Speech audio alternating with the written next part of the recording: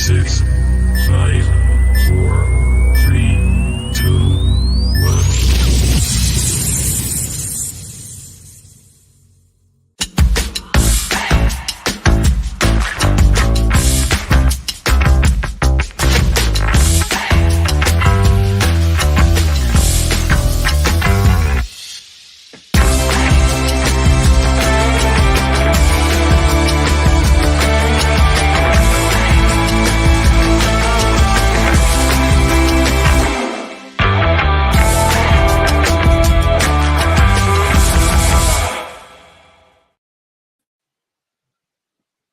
Good evening, everyone. Welcome back to Blue, Black and White Eyes. There was a game on today. I can't remember much of it, to be fair. Club before country, though. Isn't that right, Jade? 1-0 Georgia. What a shame. I don't know if it's going to stay like that, though. But anyway, we're here to talk about Newcastle United. We're here to talk about that mad 24, 48 hours that we've just been through. There's a lot to dilute.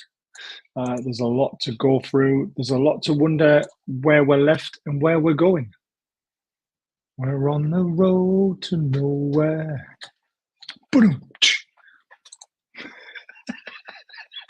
Dan's in the background creasing. He's having a right laugh to himself. There's the link if you would like to become a member. It really does help. It keeps the channel running. Basically, it pays for itself at the moment, which is great. Newcastle must have been hoping someone triggered Bruno's release clause. We'll talk about that. Even though, please like, share, subscribe to the channel, help the channel grow. Please adhere to channel guidelines. Keep your comments respectful and enjoy the show. I love all these ones. You can join the channel for 99p and gain entry into our regular members prize draw. I need to do that. Keep forgetting about doing that. It's definitely going to happen. Our super chat's bottom right hand corner.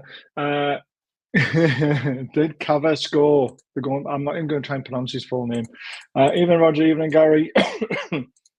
I've just choked down a pizza, by the way. Hello from California.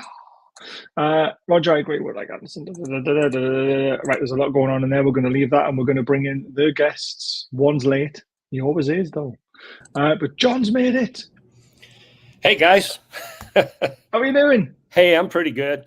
I wasn't really thinking of getting on today, but there is a lot going on, and I'd rather listen than anything. You can listen, you can chat, you can do whatever you want, mate. Well, I've been driving all morning, and then I got home, and I couldn't believe how England came back. That was crazy. So, yeah. It was an absolute. Do you know what it is? I'd rather that first half, that first 45 minutes. I'd rather go back to when I was 15 and get hit by a car again than watch that 45 minutes again. That's how bad it was. Well, it was absolutely shocking. It's like I feel the same way about the American team. It's like just keep doing awful so you get rid of your manager. You know, yeah, that's how I feel. But then they came back, and I felt bad for Dubrovnik. You know, I felt bad for our guy, but. Yeah, it's a win. Somebody said, they played good for 5 minutes and won the match. Yeah, pretty much. It's crazy. Apparently, we're 60 million over. That's very interesting, but I don't think we were because we've just made that, haven't we? Understand that, Dubravka. Dan's putting you right there, John. Dubravka.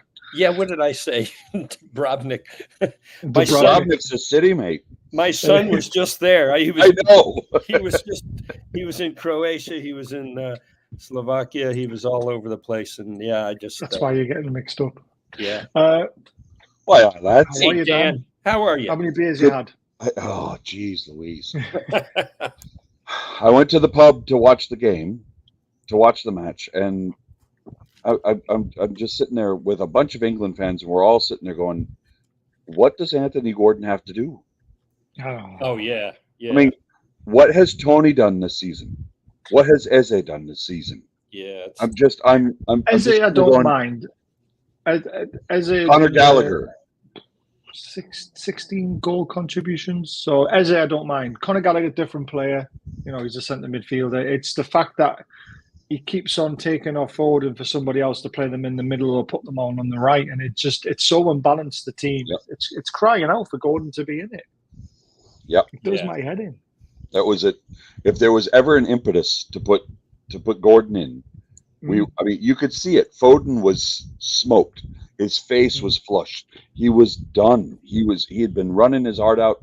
It was time to make a swap, and instead he brought Eze on, and it just. I like Eze, don't get me wrong, but again, you're right. Would I have him in our side? Absolutely.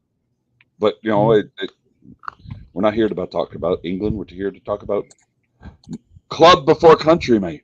Club before country, always club before country. So Mauro says he's going to be late. A Yank. I love it. Hopefully Mauro will make it. I know what he's like though. He flatters a lot, and then he gets flustered, and then his technology doesn't work, and then but hopefully he'll be here because he wants to plug his new flats in his lovely little place that he does. But don't forget that subscribe button. Don't forget there's a membership option. Don't forget about Diet Crow, 20% off using Baz20. Link is in the description. Amazing stuff. Don't forget about football prizes. Absolutely fantastic as well. Amazing raffles they do. And Stanley Deaf Club charity match is definitely going ahead. The 4th of August, a Through Black and White Eyes team will be taking them on at Newcastle Benfield Football Club. Really looking forward to hosting that, and hopefully we'll have the whole game live on YouTube. That's the plan. So much fun. That'll be so much fun. Yeah, you can take the piss as much as you want out of it because I won't be able to see what you're saying. Have you reached out to Adam P? He's been playing a bunch of charity matches lately. Yeah, he has. Yeah, but he's shit at football. Does it matter if it's a charity match, mate? Yes, I like to win. Okay. What about right. The time we saw him, I thought he did okay. What about the lads from Newcastle Fans TV? Joey and those guys. Maybe I've got some good players lined up already. You see, I've got at least 4 ex-Newcastle players who were part of the entertainers era. There you go. Hopefully, Nobby Solano will be turning up as well. Nice. Yes. I love Nobby. Nobby's the only one that's missing off my special shirt that I need signed. So I hope he turns up. Come on, he's Blythe Spartans manager now, so it should. It should be easy to do. Yeah. I just want to see him at this charity game because it will mean a lot to keep. I just realized with this shirt, you can't really even make out the beard. The beard is lost in the shirt. Yeah, it kind of blends in. Yeah, I love it. Well, let's go to our first topic. This really wound me up. I know it's not Newcastle related. It sort of is Newcastle related because it's never 14 teams. I'm biting my tongue. Yeah. I'm biting my tongue. What a wanker. Yeah. So Ratcliffe. Yeah. They need to be careful that the 6 clubs are not disadvantaged because it's those clubs that drive the Premiership. That's what the world is interested in. If there was any evidence needed at any point, even though we already knew it, but clear, blatant evidence that they feel that this big 6 are above everybody else and the rules should be bent in their favours, it's right here in writing. He said it. You can. I mean, it's a 44-second clip. It's not like a 10-second clip where someone's clipped it out and went, "This is what he said," and then made it out not to be what he said. He fucking said it. 100%. I am absolutely wound up by this, and I honestly feel it's time that the other 14 fans all got together and started fighting this somehow. A bit like the consortium did with Newcastle, going down to London, all this sort of stuff. I think something really needs to happen because it's blatant. It's anti-competition. Everyone's equal. I feel sorry for Villa. No. Everyone is not equal according to Ratcliffe or Daniel Levy or the Glazers, or Ted Bowley or Todd Bowley, or you name it. Do you know what? The only team that would be actually interested in helping the other 14 is Man City. They're the only team who would be interested. Chelsea maybe a little bit, but the other ones, Tottenham, Liverpool, Man United, Arsenal, they really wouldn't care. They're the 4 that are really pushing everything. I think Chelsea and Man City are more, because Chelsea are obviously, close to that line. They're thinking, just make it an open book, make it an open competition and see what happens. Everyone would want to watch it. There's more fans nowadays abroad starting to follow the likes of Newcastle, Wolves, Brighton, 100%. Villa, Yeah. because they're 100%. playing good football and they're challenging the big six without having to spend massive amounts of money to do it. It's Yeah. fair. Did you hear what he said? He said, look, the people around the world, they want to see the top teams. Well, they're only the top teams because you favor them. And Yep. I know that a lot of other people would love to see an up and coming team, you know. So I get tired of that crap. Well, it just, for me, it's, that you became the top teams because you were all allowed to spend all the money before you put the rules in place that limited everyone else. You know, at this point, I would rather just see them form the Super League. Get the fuck out. I would rather have teams like, who just went down. I would rather have Burnley and, Luton. Well, for me, as a Yank, for me, it's like Major League Soccer versus the USL Championship, USL 1, USL 2. It feels like that. We don't have promotion and relegation. And the way that this kind of crap just spouts off, it's like, the other 14 teams in the league are just there to make up places. Only, people only watch the top 6. In our case, we've got 29 teams in Major League Soccer. We've got 2 conferences, Eastern and Western. The top 8 teams in both conferences make it to the playoffs, and you could be in 8th place and still win the cup. At that, no one cares who the big team is versus the little team. Of course, there's always going to be league favored teams, but the fact that we've got this guy who now only owns 25% of one club, who now feels entitled to say, we deserve special treatment. Get fucked. Yeah. I don't have time for it. It does. And get yes, I have had a couple of beers. Not only that, he wants you to build. He wants public money to build a stadium for him. Oh, can you believe that? He wanted to build the Wembley of the North. Yeah, get out. That'll be in Newcastle. Oh my days! That's because he's got waterfalls. That's because he's got waterfalls in the Theater of Dreams. The Theater of Dreams is full of crying right now. Well, it's a beautiful feature, the water feature at Old Trafford, isn't it? It is. It was wonderful to see that. Yeah. Until it starts sweeping people down the stairs, though, it becomes a bit of a tragedy. I love it. If one end was underwater, that would be fun. Hello, chaps. Hello. Hi, guys. Is that the new shirt or is that an old one? That's an old one. It's an old one. Sorry? Old one. Which shirt? Old one, older than my daughter. And I was going to say the Northern Rock was just falling off. Yeah, that's what I was looking for. I was looking for the sponsor. Yeah, it fell off. It fell off after one wash, I think. There you go. It was just one wash needed and it fell off. Fine, you guys. All good, man. Good. I just shaved off before, and I now seeing then I miss my beard. Looking good, Mara. Good looking. It looks like marriage. You too, guys. Marriage, if you remember him. You too. Good to see It you. looks like Silvio Marriage. That's right. Silvio Marriage is on the show, everyone. Your new apartment looks very nice. Oh, thank you. I have that's why I was a bit late. I couldn't film at home because we are just painting the house, and I couldn't find a single room that it was decent to film from. So I had this brand new apartment that I managed that is available. So I came here. Brilliant. It's a really cool one. Looking good. And you said something about 20% off for anyone who watches this channel.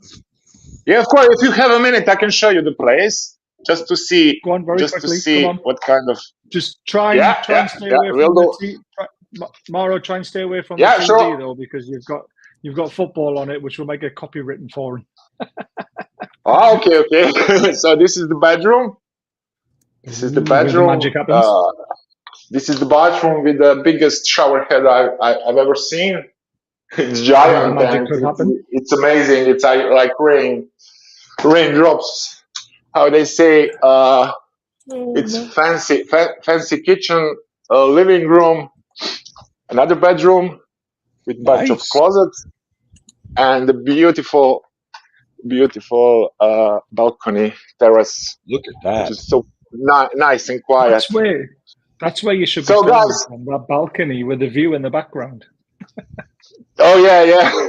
There was just a little bit of noise before, so I didn't know whether this will continue. So I didn't want to do it. Good. So, guys, as Bez mentioned, if any one of you would like to visit Dubrovnik, and as Washington Post and New York Times said that it's one of the cities that's must see and should be on everybody's bucket list. If anyone of Newcastle fans wants to see Dubrovnik, you can Google Dubrovnik just to see what it's all about, and you can Google Indigo Travel. That's my agency, and every Newcastle fan has 20% off. I will for- tell for my the- travel agent right now, Mauro. Okay, will. see you soon then. Indeed.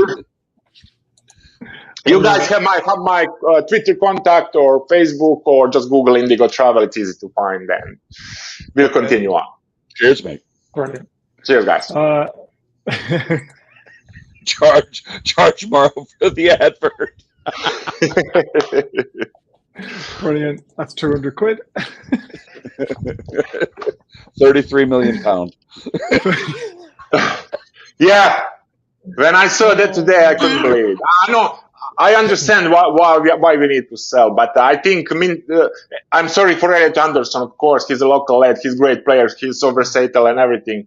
But I think Minteh, having watched him last season a couple of times in Feyenoord shirt, I think that guy will be world class. So I just hope that we have some buyback clause or something inserted, because he'll be an amazing player. And I don't understand if our problem is right wing. He's a right winger, and personally, I don't think he's that far away from being good in Premier League. So I thought we could do something else and keep him, because it might come back and bite us in the ass, as you guys say. I'm with Mauro. I was disappointed that he had a fantastic season last season on loan, and we paid what, 6 million for him for Minteh. Seven, I think. 7. Okay. Oh, fine. Fair enough. So we sold him for more than 4.5 times that, without ever even getting a chance to see him, other than that atrocity that was the Australian friendly. I mean, other than that, we didn't even see him then. That was cool. Yeah. So it's shocking that we turned a player around as quickly as that without even having a chance to see him in a friendly or something like that to judge whether or not we're missing on anything. But absolutely, I'm glad that it's not Everton. And if my friend if my friend Martin is watching, I apologize, mate, but I'm glad that it's not Everton. But at the same time, I'm not thrilled that it's Brighton. I'm not thrilled that we sold to a rival. But 33 million pounds is 33 million pounds, and apparently we're desperate, and we'll take that 33 million, we'll turn around and do something with it. The one that bothers me the most, but at the same time I don't have problems with, is Elliot Anderson, because if we were selling Elliot Anderson for 10 million, I was livid. Oh, I was shocked when I heard that. But if the reports are coming out today saying that we've sold him for 35 million, well, now I don't have a problem with it. That's amazing. Now, 68 million over for 2 players that were fringe at best. Yes. Well, Minteh, you can't even class as fringe because he never got in the first team squad. Exactly. Yeah. Now, and Elliot Anderson was a fringe only because he was injured most of the last season. So he was definitely always going to be part of the squad. I think I like Elliot Anderson, and I am a bit gutted he's gone. However, when you think there's no European football, and I think this is why we've sold him, is because we don't have European commitments next season. You've got Tonali, Bruno, and J7 are going to be the 3 in midfield. Then you've got Willock, Sean Longstaff, Miley, still all fighting for those positions. So you've got quite a lot of cover there now. And Anderson, he was just starting to look good. So it's whether have we sold him at the right time because he was starting to show a bit of potential, and then he could still not go on and become the player we all thought he might. So we've actually got a very good price for him. Yeah. Or did we want to keep him and then see what he developed into? But PSR is the issue. It's as simple as that. Absolutely. Now, I didn't think it was that bad. I was never worried about it because I knew the owners would sort it out. And I knew Gordon wasn't going to go. I knew Isak wasn't going to go. And I knew Bruno wasn't going to. And the main reason why I knew them two weren't going to go is because if anyone was going to leave, it would be Bruno. Right. Yeah. So the fact that Bruno would have been an easier sale to Man City at, say, 80 million to solve all your PSR problems. If they were that desperate, they could have went to Man City and said, right, we know their lease clause was 100 million. We're now desperate. You can have Bruno for 80 million. And we could have solved all our issues in one sale. But we don't want to sell our best players. This is why we've sacrificed Anderson and Minteh. And Anderson at 22, yeah, you're well, getting 21. at that He's age. turning 22 this year, isn't he? In November. But I mean, here's a player that has come through the academy, who has shown a bit of guile, who has shown a bit of ability, but at the same time, you get that 21, 22 age. If you're not in the first team doing regular minutes, there's a question about, is this your level? Could you? I mean, yes, he did fantastic at Bristol Rovers for Joey Barton, or Bristol City. Which one was he? Was he on leave? I mean, Bristol City. on loan. Yeah. No, Bristol Rovers. Bristol Rovers. Right. Sorry. So I mean, so he showed that he was a fantastic player at that level. But then, go ahead, Mauro. Sorry. And you know what? If we did manage to get some buyback clause in it, for example, let's say we can buy him back for 50 million or something. If we do have that, and I think there is no better club for him to be there in the meantime, because Brighton know how to deal with young players and they give them a chance to play and everything. So if we have something like that, that would be amazing, and he would be at the best place to develop and become a world-class player. But I'm not sure. I read a couple of reports and didn't see anywhere that there's any buyback clause. So I'm seeing that there's no buyback clause in either sale. Oh, but Mauro, there won't be. I mean, that's Brighton Twitter. aren't going to agree that, or Forest aren't going to agree that, but they might have a percentage of the sell-on, maybe like a 15%, 20%. That would be something very good to put in, because if we wanted to buy them back, we're getting them back for 20% less. Right. So true. That's the thing. But the one thing that's really been driving me nuts on X, I don't know if you've seen it that much, is that everyone's like, well, why don't you just sell Longstaff, sell Miggy, sell Wilson, sell Trips? You have to have a market. Yeah, exactly. People have to want to buy these players. Right. Ryan Fraser. And it had to be done by today also. Yes, it had to be done by today to balance the books. So it was also the big problem. I think if, as long as you've got interest in the player and you're in discussions with a club, you can get a week's grace after it finishes. So we could have, gone on after the 30th, but we didn't. Trips is busy right now. Exactly, he's on international duty. Yeah. It's very difficult. But again, I mean, let's go back to it. Miggy's busy now. He's playing for Paraguay, Copa America. Exactly. So, but then you've got the likes of Hendrick still on the books. We had him for how long? Couldn't sell him. Ryan Fraser, can't sell him. Jamal Lewis, can't sell him. It's easy to say sell these players, but in hindsight, who wants to buy them? Right. And on the other hand, we kept most important players. We didn't have to sell Isak. We didn't have to sell Bruno or Gordon or Botman or any one of those guys. And they're all. I think Bruno is at 26. This is the oldest one. So we really have a good young core of players that will, with a couple of additions, be very good. And with these two sales, I think we will have a decent amount of money to spend. So we could buy 2-3 really, really good players now. Yeah, there we go. So Hendrick now runs off the books finally, but how much money has he cost us in wages over the time? He's never kicked a football. Do you know what I mean? No one wants to loan him. So I mean, this is for me, and I've said it, and some people have criticised me for saying it, but why is it a make or break summer?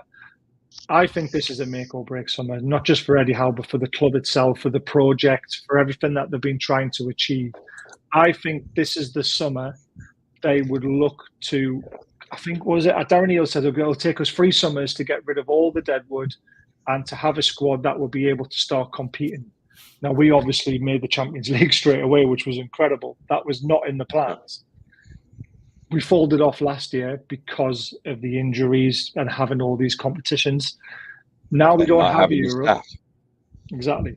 Not having Europe this year, I think, is a plus because we can concentrate on the league again. But I think going into next following season afterwards, if we are not in at least the Europa League, I think the project starts to stumble, and then you start losing the likes of Isaac, Gordon potentially, Bruno definitely.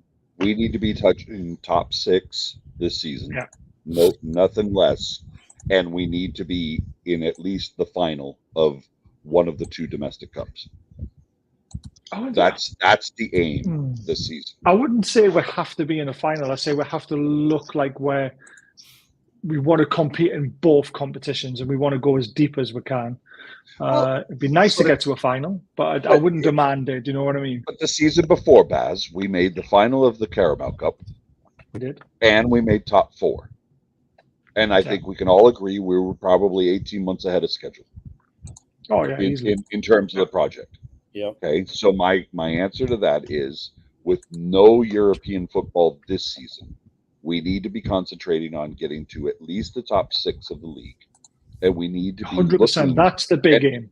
And we need to be looking to win a trophy of some sort in order to keep the momentum going. Yeah. Like you said, if we go out of the FA Cup in the 3rd round this season, or the 4th round this season, if we don't make the quarterfinals of the Carabao Cup this season, and we make Champions League,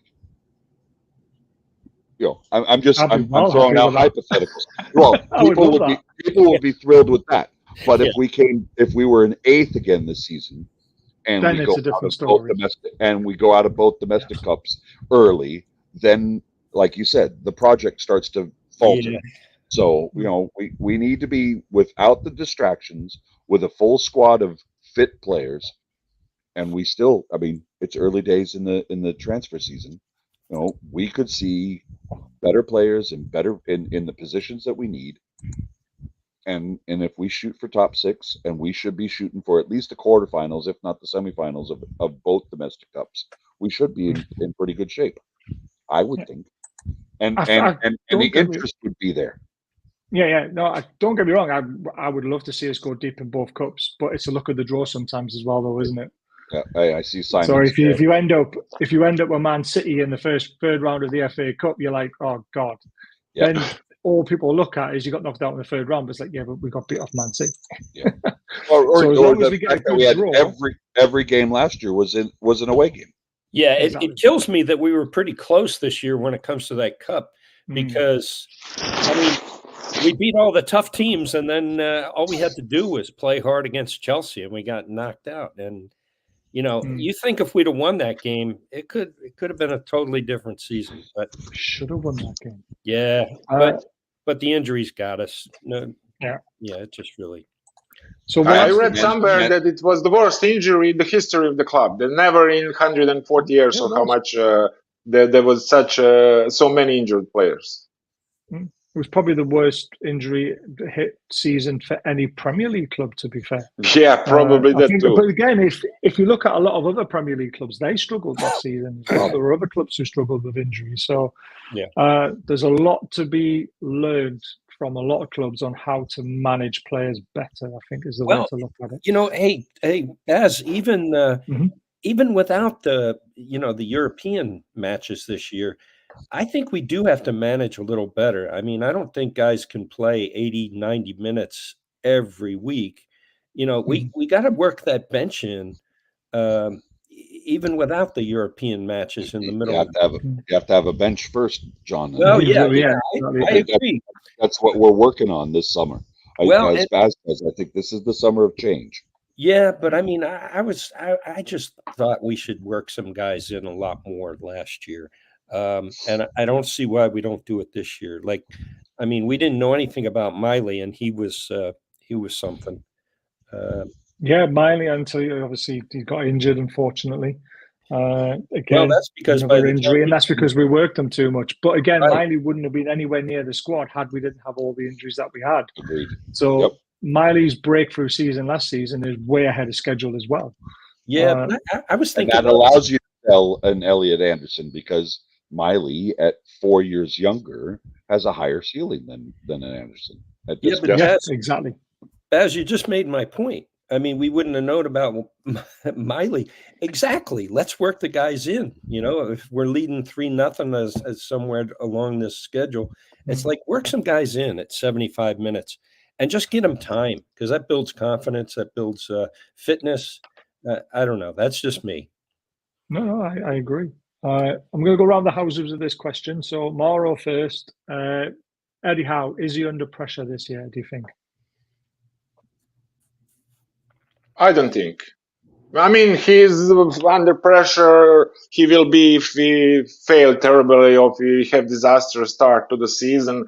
But I think Eddie Howe has a real, how do you say, a big confidence from the owners, and I think they still see him as the guy they would like to bring us to the top. And I think our owners are really smart people, and they realize that the things we had to deal this season with the injuries, with everything we had to go through, and in general, I think Eddie Howe did a really good job, same as last year. But last year we didn't have injuries nor European football, and I think he has a full backing from the owners, and he shouldn't be under pressure unless there is some disaster start to the season or something like that.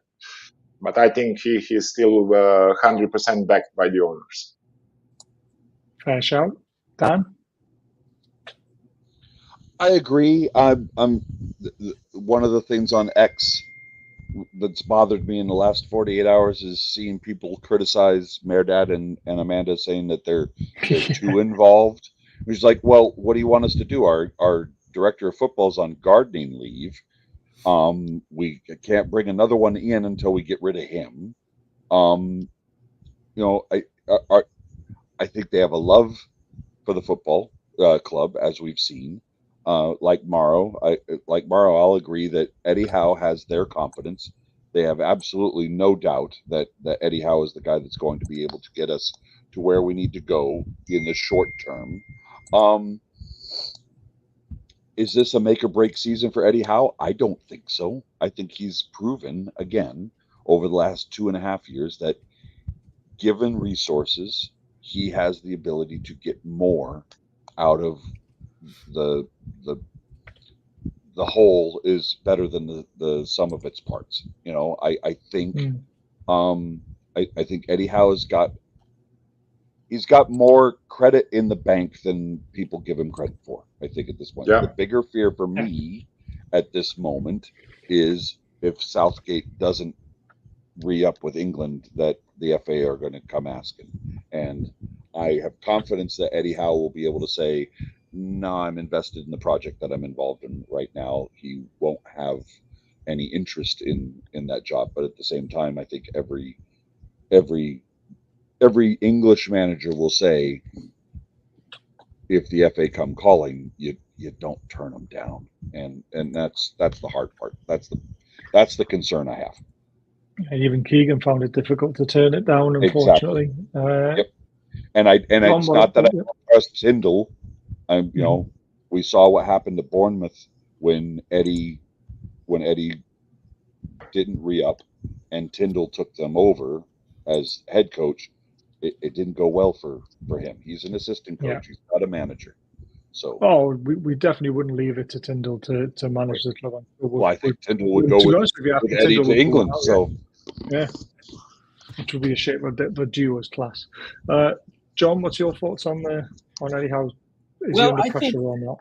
I think he's got a lot of credit in the bank. I really do. But you asked, do you think he'll be under pressure? And all I can say is, in this day and age, everybody's under pressure. Have you seen social media? Jeez, oh whiz, every week everybody's under pressure. So Yeah, he'll be under pressure. We have a bad game.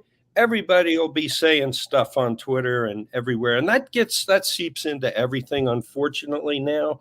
But I'm sticking with the guy, and I'm proud he's our manager, and I'm proud of the way the whole team has reacted to this particular challenge during this window. At the beginning, we thought, oh, we might lose Gordon, we might lose Bruno, we might lose Isak, and it's like, hey, man, they pulled some slick moves and got us through, right? So, So I think, that was masterful. That was without, going to court, without throwing a big fuss. I think nowadays, some agents and some clubs, maybe ours, is good at getting our fan base riled up, and then we do the arguing on social media against the Premier League and everybody else, and they don't have to say a word. So this is true. And I don't even miss Ashworth. I really don't. I think I don't think anyone does. Collective group. You think about it. If you work in an organization, you got 6 or 7 people on your team, and it's working pretty well. And one guy says, "You know what? I've been dealing with this other company. I'm going over here." It's like, fine. And then everybody closes up and, okay, you take this task, you take that task. And I think we managed pretty darn well. And, do it for a year or two. Save some money. I don't care. I don't miss him at all. No, I don't think anyone does. And I do support Eddie. No, we all do. I just think because this is the big summer, if he does finish 8th, and the cup runs aren't as good, that credit in the bank is very, very low at that point. And I don't think he's going to fail, to be honest with you. But and I wouldn't call it a big summer unless we spend a lot of money and pull in some stars to augment our lineup, because I think we will. We're going to. Well, I hope we do, and if we do, then discuss that very soon. Yeah, if we do, that puts a little pressure on everybody. But I think we'll do okay. And sorry, I need to take my medicine. I get too fired up on this stuff. That's why I stay off the show during silly season. No, hey, I love it. Right, so we all know Elliot Anderson is off to Nottingham Forest by the sounds of things. Now, coming our way is Odysseus. Is that how you pronounce his name? Odysseus. Odysseus Vladihomos. Odysseus Vladihomos. Yes. Yeah, what Vlachodimos. Sorry, Vlachodimos. Rakodimos. We were interested in him. I think before we bought Pope, he was at Benfica at the time, and he was a really good goalkeeper. And he was projected to be a really top goalkeeper. So it's funny to see him now being signed as a second or third choice keeper, because at that time we wanted to buy him as a first choice keeper. Yeah, very strange. We finally got our man later down the line. Now, someone asked a question, I don't know if you caught it or not, but apparently about maybe 5-10 years ago, when you were playing Champ Manager, this was one of the best goalkeepers to buy at a cheap price. Really? Yes, he was amazing. True. Someone put that in one of the groups, and I was like, I noticed that Mauro hadn't answered it, so I had to put that to him. So, there are rumors that he's actually coming as a third choice goalkeeper, and we're still interested in Trafford. A lot of Forest fans said he's the worst goalkeeper they've ever seen, which it's a bit weird, especially when you've got people coming out saying he's an absolute fantastic goalkeeper. He was brilliant at Benfica. He's just lost his confidence. So, do you see him as a number 2, Mauro, or do you see him as a number 3? Well, it all depends whether Dubravka will stay or not. But I think if he finds back his confidence, he has a quality, so he could be quality number 2, as far as I'm concerned. He didn't forget how to be a goalkeeper in a year. He probably had some issues to deal there, and it wasn't secured first, so there were some issues. But before that, he was really a beast playing for Benfica, both in their domestic and in Champions League. He was a really, really good goalkeeper. Fair enough, Roy. I'm not going to argue with people about Eddie Howe. They can say what they want. Thank you, Leslie. That one's to you, Ian. I pronounced that one very, very well. If you're watching, you drunk git, That one's for you, mate. He likes to slander me when it comes to names. I'll give him that one back. Now, there's other rumours as well that potentially, obviously, I mean, we're talking about a small fee for this goalkeeper, and obviously we're trying to help Forest out. Brighton have helped us out as well with PSR. It's great. But there's massive rumours still about Morgan's, Gibbs, White and Elanga. If you had a choice, John, which one would you take? Would you take Morgan, Gibbs, White or Elanga? Not a question for me. Go right to Dan. Dan, which one would you take?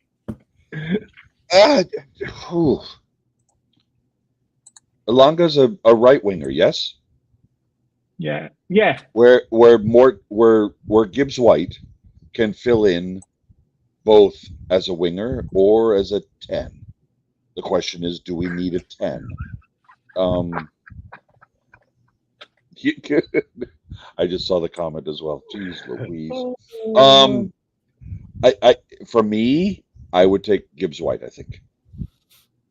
Yeah, because he kind of gives you another option in midfield. Now, the reason why I'll come to a reason why soon. Mauro, who would you take? Well, to be honest, I'm not a fan of either of them. But if I had to choose, it would probably be Morgan Gibbs White. I think Elanga he can play both left and right wing, but he's right-footed, which is for our system a right winger with right-footed. Eddie prefers to have a left-footed right winger. I would probably take Morgan Gibbs White, but I'm not sure he probably won't be in the first team because I can't see him pushing out either of Big Joe or Bruno or Tonali. So he would probably, as you said, another option either from the bench or if the things don't go well, then his creativity could help a bit. But not a big fan, to be honest, of either of those two. I'll tell you why I would go Morgan Gibbs White, because he can play on the right wing, he can play as a number 10, and there's also been rumours of Sean Longstaff potentially leaving. Now, he might not go to AC Milan, but there's been rumours that he could be sold as well. Now, the reason why Morgan Gibbs White would fit better than because Morgan Gibbs White could be another option in that midfield three.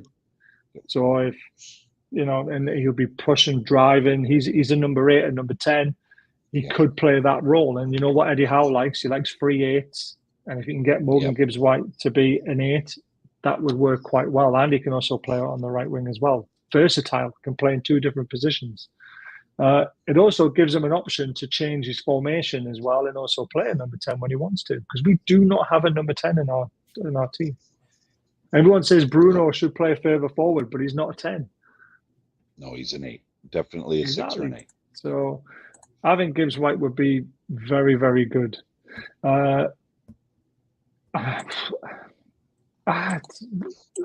Prices, I think we're going big this summer. I really do. I mean, would you guys be happy if we lost another local lad? Again, pure profit on PSR.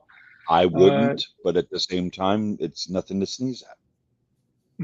And let's be honest, Sean Longstaff is older at this point. Yeah, he's a grafter for the level of player that he is.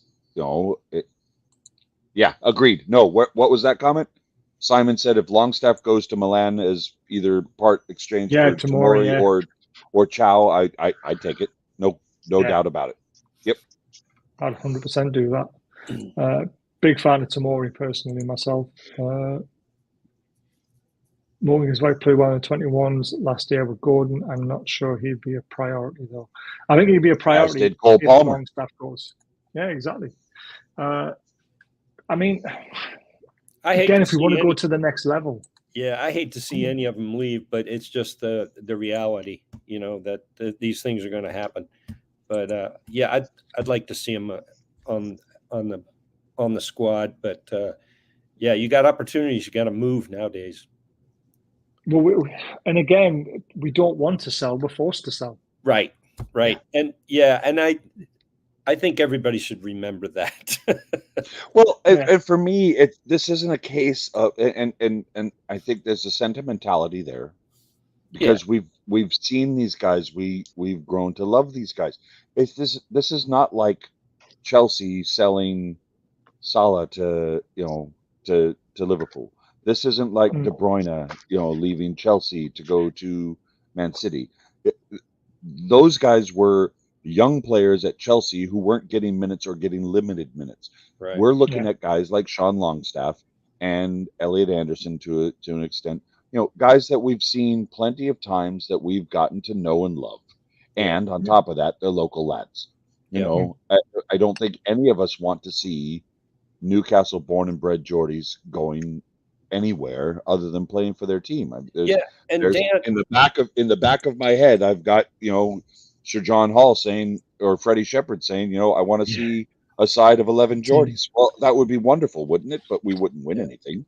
Yeah, and Dan, I feel the same way, and it's like these are guys that worked really hard to get the club where it is now, and you'd like to see them hang around and get the benefit of it. That's the part that bothers me. You always go, oh gosh, I'm going to miss that guy, and then you carry on. But then I'm with Morrow. I'm with Morrow. Hopefully, we get a buyback clause. But the guys that we just sold, apparently we did not do that with. So sorry, Baz, I can't see them wanting to do that, to be fair. But again, I mean, the players taking us to a certain level, and in this game, you have to be ruthless. If you know that they're not a Champions League standard or winning leagues or winning cup standard players, they take you as far as they can. You've got to let go of them. And then you've got to buy better players. Look at Man City. Look at how they transitioned through players and then bought quality. And then they just buy quality now. So, to be honest, Sean Longstaff was the player who frustrated me the most last season. I think he was the name that I said the most time when frustrated with a lot of swear words and other things. So to be honest, I would have rather we sold him than Elliot Anderson. Well, yeah. Speaking of local lads, but what can you do? I think both could go. I really do think both could go.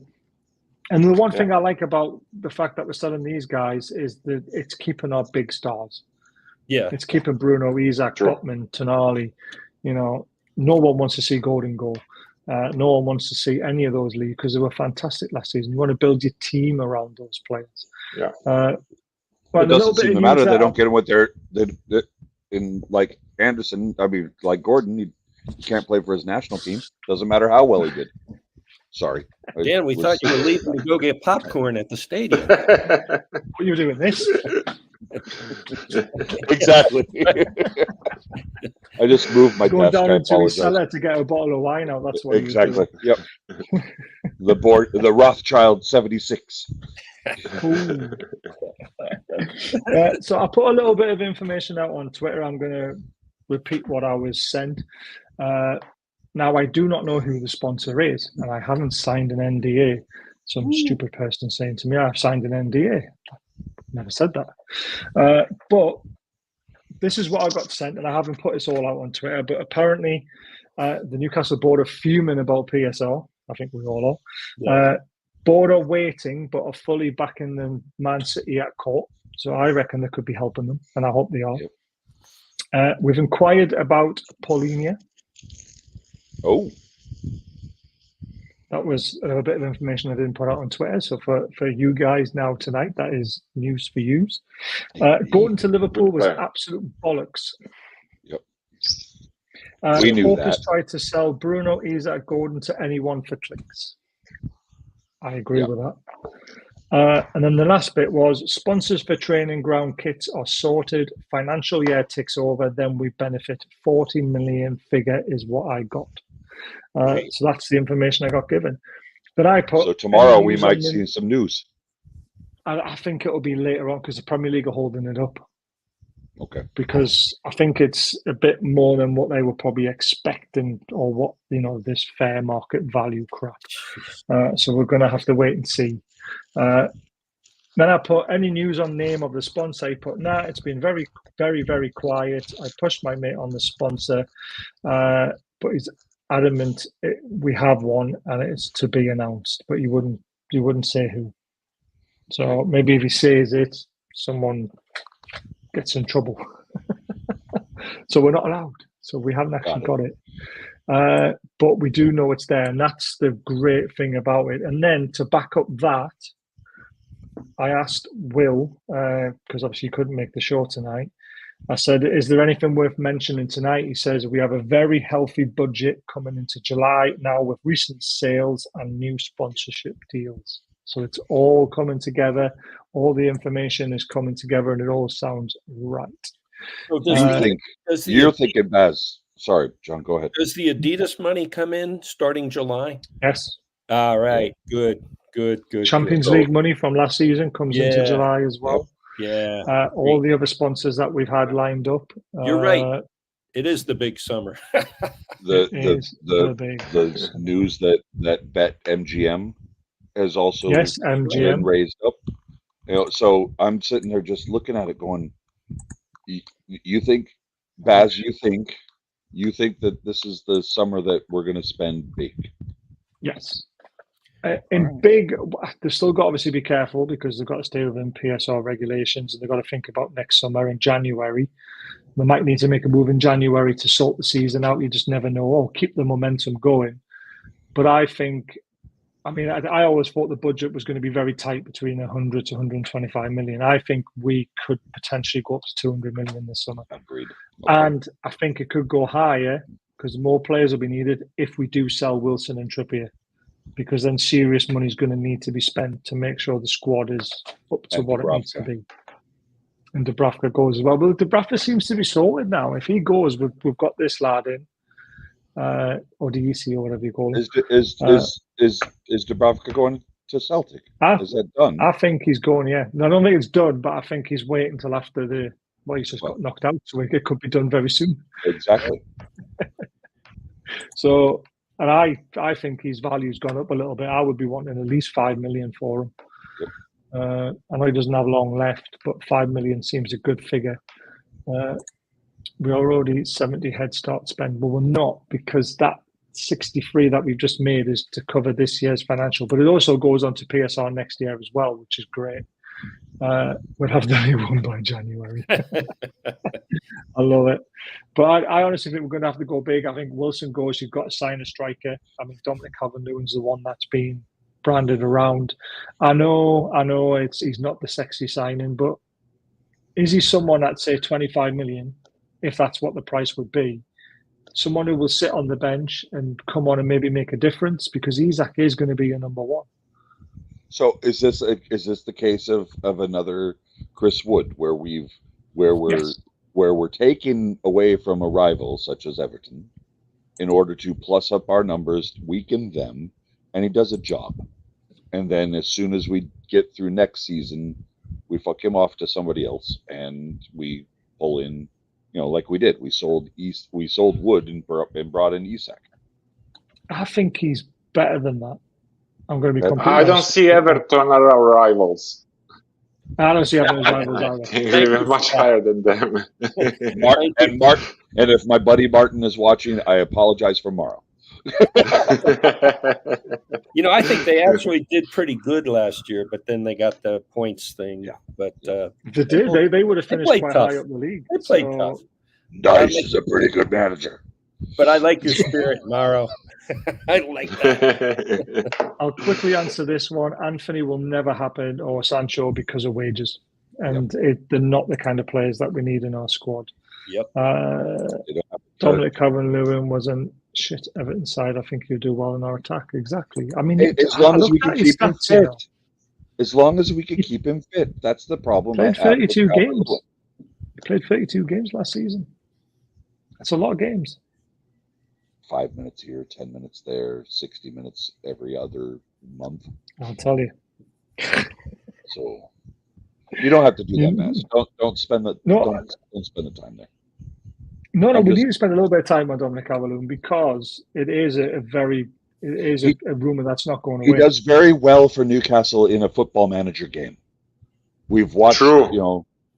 I had him as a first world-class striker once. Yep. He was amazing. Yeah. So he started 26 times. He averaged 68 minutes per game, or out of 32 games. That's not bad. He scored 7 goals. He missed 16 big chances. So his season could have been a hell of a lot better than what it was had he put those in a better side. Yep. Exactly. Yeah. So all All right. I think a lot of people just need to realize as well, though, you can't go out and spend 50, 60, 70 million on a striker who's going to be willing to come and sit on the bench. I think that's where a lot of people are forgetting that we only play one striker. And then you've also got Gordon as a backup striker as well. Yep. So it's a tough one. And I understand his injury record and all this sort of stuff, but I think you've got to give him a chance under Eddie Howe. Look at how well Gordon's turned his time around. I know Gordon was always going to be potentially a star, but he still had to prove it. He still had to work hard, and Eddie Howe got the best out of him.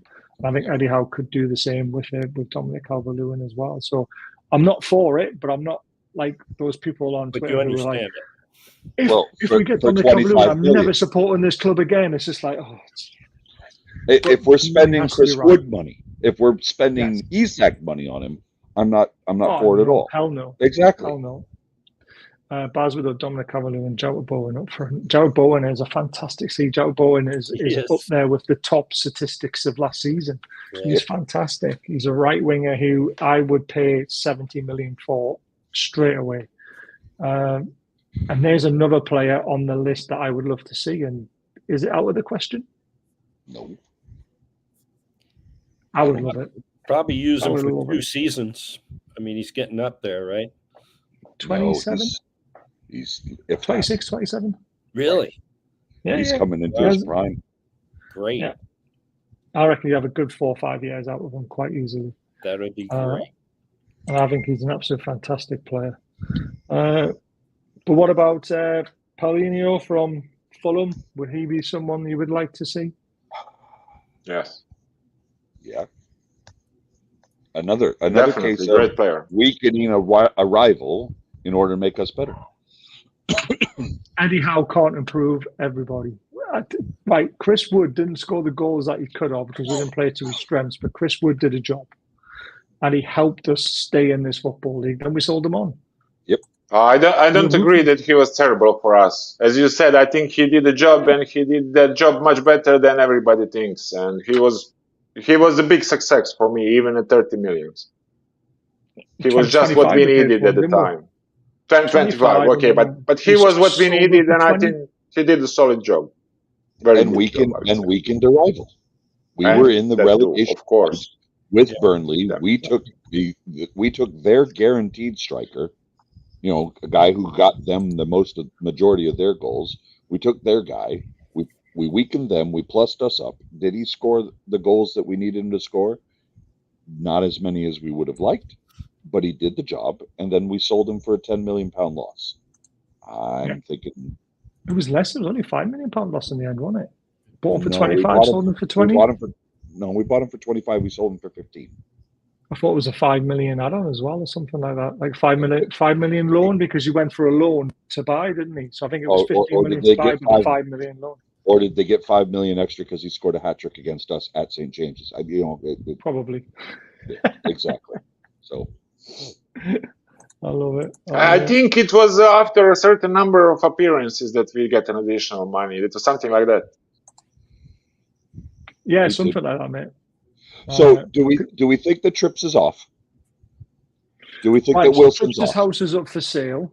You can actually go and look at that online yourself. Yep.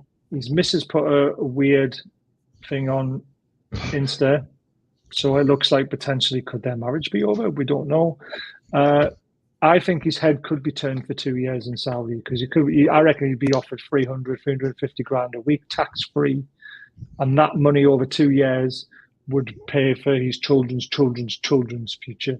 So I think there's a chance he'll be off. Yeah.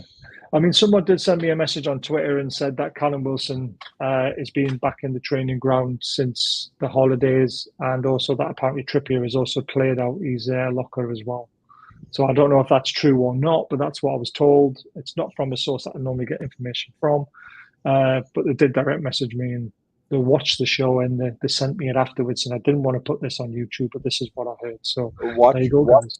Watching Kane and Trippier's interaction at the final whistle of today's match was an interesting look as well. They were forehead to forehead. I don't know if that means that Trips could he be off to Munich? Who knows? But again, Munich would be a great move for him if he gets a 2-year contract, because we're not going to offer him 2 years. He'll get an extra year. And I think he wants 2 years because he wants that financial security.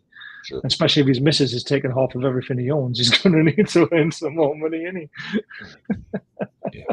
If he's getting a divorce, he would probably want to move as far as away just to change the scenery and everything. So I could see him going to Saudi. Yeah. The other link is obviously Wilson. I think 15-20 million pound has been quoted for him. Now that would be a great deal, especially at 32. The only problem is, like we're mentioning, who comes in his replacement? Do we need to spend more money? It's a tough one. I wouldn't take the pay cuts for him. Trups is only on like 120, 130 grand a week, I think. So it's double his wages. Probably get more, to be fair. So for Wilson, is there still interest within the Premier League, or is it thought that he's no? It's Saudi, I think. Saudi Arabia. I think West Ham was also interested in him. Yeah, West Ham and Brentford, I think, because obviously if Tony goes from Brentford, they were interested in bringing Wilson in. So that's a tough one. And Bremo was another name mentioned on the right wing who I would love to see come if that's an option. But that would cost maybe Wilson. As well. Maybe Wilson could be a sweetener in a deal for Bowen, something like that. I would love that. Cash plus Wilson for Bowen. Yeah. So 60 million plus Wilson. Something like that. Would be amazing. I would do it. Absolutely 100% do it. But I think that the one thing to come out of the last 48 hours is trust the club, trust the process, to throw out false information. They had a smoke screen, they did things well. And I did say, like, they're basically showing us the worst case scenario is losing Gordon, losing Isak. And instead, we've sold Minteh and Anderson. And that's the reason why we've done it, to keep these players. It feels like they're trying to show the fan base that there's a worst case scenario and there's a scenario that we're going to have to go with. And I think it shocked a lot of fans when they heard that apparently Gordon was going to Liverpool and things like that. And then they started thinking, oh, maybe losing Minteh is not such a bad idea, or losing Anderson, I can cope with that. But I do not want to lose Gordon. I do not want to lose Isak.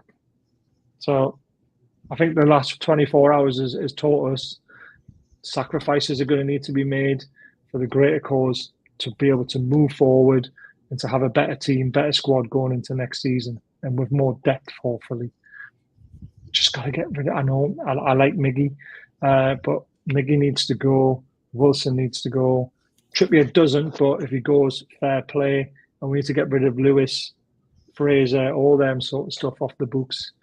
Hayden, I think, has still got a year left. We need to get rid of him as well. There's so much to look forward to in this summer window. I know there's going to be a lot of crap rumours flying around, but we'll get through it together. That's the main thing. Maybe it was a club putting this Isak to Chelsea or Gordon to Liverpool info out just when they published that Minteh is going and Elliot Anderson is going, so the people just realized, okay, we could have lost those guys, but it's easier to let these two go. Yeah, exactly. That's exactly what I said. It literally is to show all the fan base that there's a worst case scenario, and this is the It's not a great scenario, but this is the best scenario for our club going forward. Better option.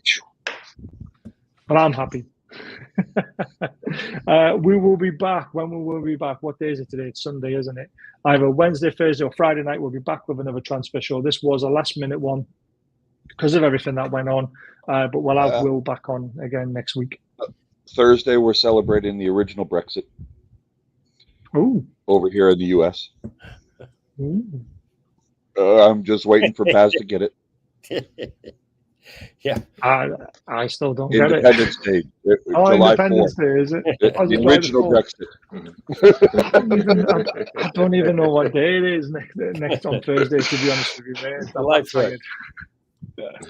So, if you said July the 4th, then I wouldn't know what you meant. And then happy early birthday to Paul Whitecross, our mate here from the pub as well. His birthday is on July 4th, which for someone from Birmingham is kind of ironic.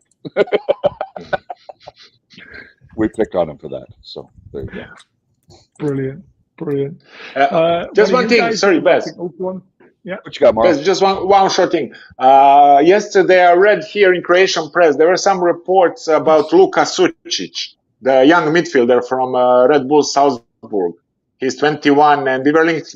I think a year or two before we were already linked to him, and he's an amazing player. There's a big possibility he will leave Salzburg this summer, and that we were linked with him. So that was in Croatian press, and that is maybe an option. If we sell long stuff, we get him. He's an amazing young player. I don't know if you watch Croatia.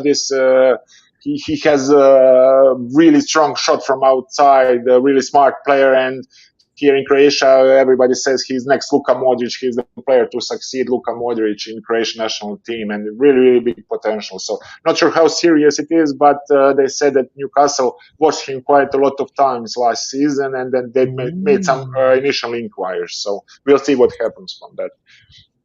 Interesting. We didn't talk about the Serbian kid that we apparently might be getting on. The center back one or the striker one? The one that was photographed outside in Newcastle. Yeah. I think that's the center back one that plays in Austrian second league or something. Yeah, well, I know it's second league, but he has an amazing statistic. He's a big, strong lad. He has something like 13 or something balls recovered per game, 8 duels or something. He's really, really obese, but still low level. It's second league, but we'll see. He has a big potential. Yeah, that one. Pivas. Pivas.